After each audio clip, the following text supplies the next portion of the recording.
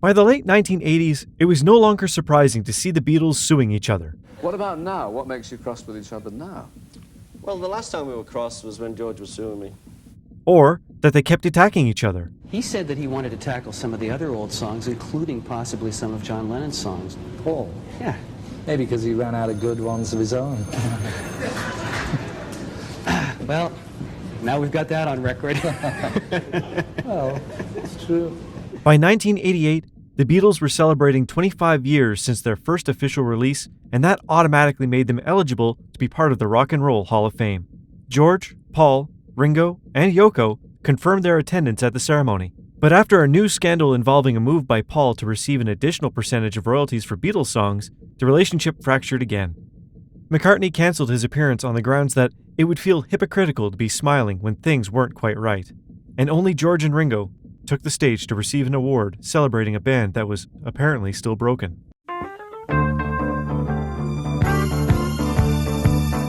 Although John Lennon's death had somehow brought them together, attending and playing together at Eric Clapton's wedding, or recording the 3 surviving Beatles on All Those Years Ago, a George Harrison song, after a couple of years, the relationship between Ringo, but especially between George and Paul, became strained again.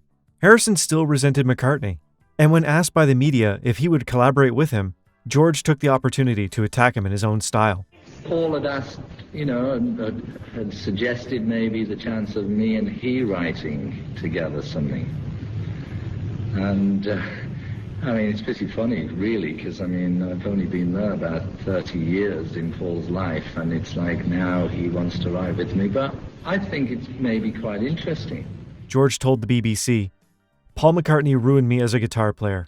And to the repeated question about a possible reunion of the band, Harrison said, "He has decided that he is the Beatles. I'm not interested. It's in the past. There will be no reunion as long as John Lennon is dead."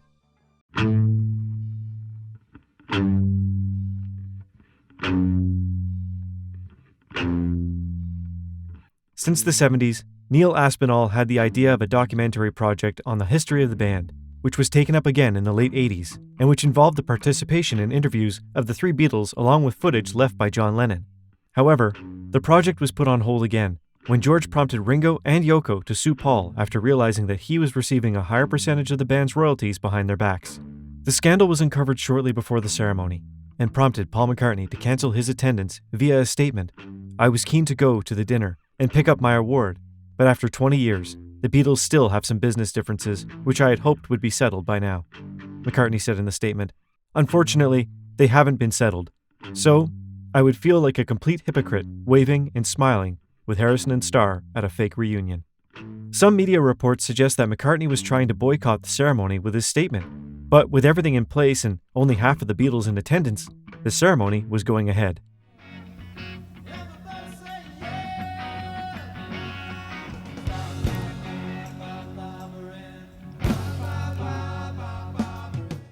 The third Rock and Roll Hall of Fame ceremony, in addition to the Beatles, inducts the Drifters, the Beach Boys, Bob Dylan, Berry Gordy Jr., Woody Guthrie, Leadbelly, Les Paul, and the Supremes.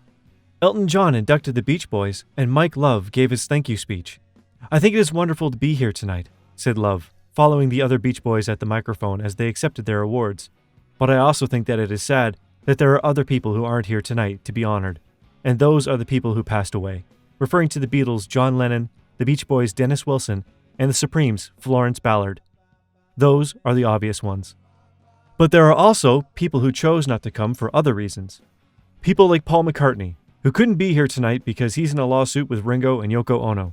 That's a bummer, because we're talking about harmony. Amid sighs of disappointment over the news of McCartney's decision, there was also scattered applause in support of Love's remarks. Bruce Springsteen inducted Bob Dylan, who in his induction acceptance speech a bit later responded, at first humorously, then seriously, "I'd like to thank Mike Love for not mentioning me. Peace, love, and harmony is important indeed, but so is forgiveness." When it was time for the Beatles, it was Mick Jagger who was chosen to induct them into the room. "One day, we were playing in Richmond, and there we were, right in front of me, the Fabulous Four, John, Paul, George, and Ringo, the four-headed monster. They were never going anywhere alone at this point. And they had on these beautiful long leather trench coats. I could die for one of those. So, I thought, even if I were to learn to write songs, I'm going to have one of those." They later wrote our first hit in England. Jagger went on to say how the Beatles influenced him and Keith Richards to write their own songs.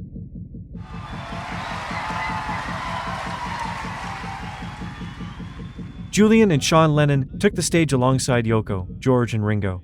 Starr began the speech by thanking them, saying it was an honor to be in the Rock Hall of Fame, when he always thought they were categorized as a pop group. He made no mention of Paul's absence. Then it was George's turn, who looked less than comfortable. I don't have to say much because I'm the quiet Beatle.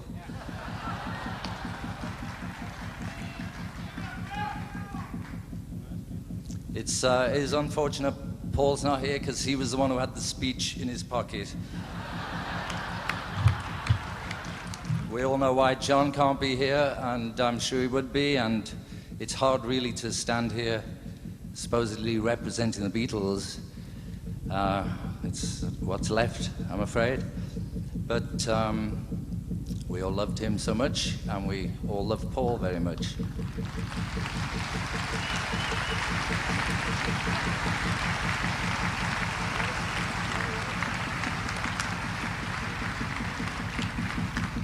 He went on to talk about the influences of the other inductees on their music and the road to where they had come, and a not very comfortable George Harrison threw in a line from Sgt. Pepper's album.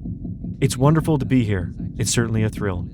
He said goodbye, thanking everyone again and saying that John would have been there. Yoko closed the investiture by saying, "I wish John was here. He would have come," after a slightly ironic laugh that obviously referred to Paul. I wish John was here. He would have been here, you know. He would have come. Yoko then introduced John's two sons, Sean and Julian, who had time to say a few words as well. Julian thanked his father, and Sean closed by saying, "I was a little young to know about these things, but I still love the Beatles, and I'm very proud to be up here today for doing nothing." Okay, we're all doing nothing. Give us the prize and let's get home here, you know what I mean?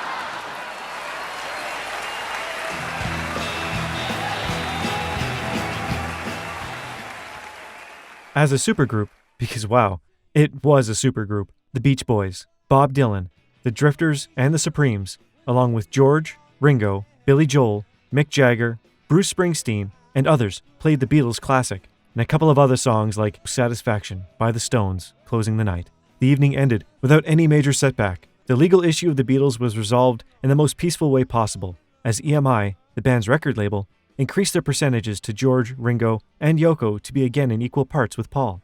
As the months went by, Paul and George began to iron out their differences, resuming the documentary project that would become an anthology in the 90s. And although the dynamic between the three of them was not exactly the best, for artistic or commercial reasons, they would try again. That's all for now. Remember that you have the best opinion. Tell us below what you think about it. Subscribe to our channel and like us. Thanks for watching. This is Music Box.